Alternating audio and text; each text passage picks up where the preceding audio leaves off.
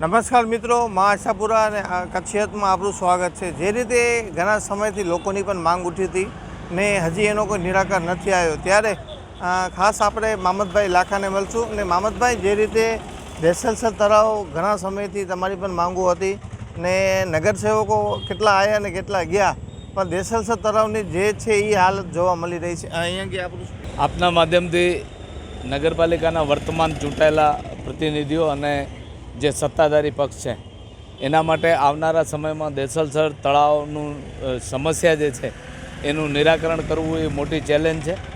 અને અમે પણ આ વર્ષે નક્કી કરી લીધું છે કે જો દેસલસર તળાવની સમસ્યા જે છે એ વોર્ડ નંબર 3ને લગતી છે ને વોર્ડ નંબર 3નું આ દેસલસર તળાવ હતું એવું ને એવું પુનઃ એનું જો સુધારણાનું જે કાંઈ છે અને એના માટેનું કોઈ નક્કર આયોજન કરવામાં નહીં આવે તો આગામી સમયમાં જે સત્તાધારી પક્ષ છે એને શાંતિથી એની ખુરશી ઉપર બેસવા નહીં દઈએ એવું અમે નક્કી કરેલું છે।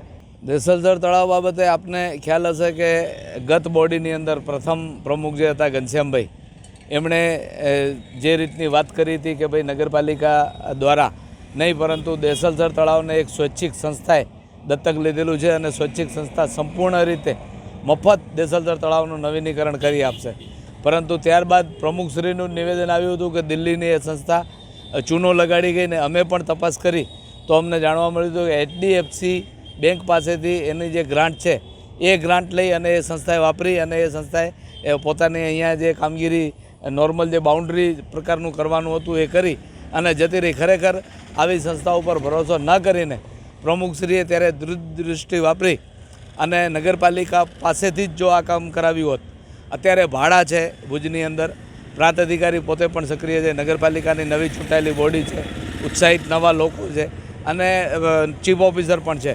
તો આ સમસ્યાનું નિરાકરણ કરવા માટે પાયાથી આયોજન જો કરવામાં નહીં આવે તો ચોક્કસપણે અમે આની સામે લાંબો સમય સુધી લડત ચલાવવી પડશે તો ચડાવશું।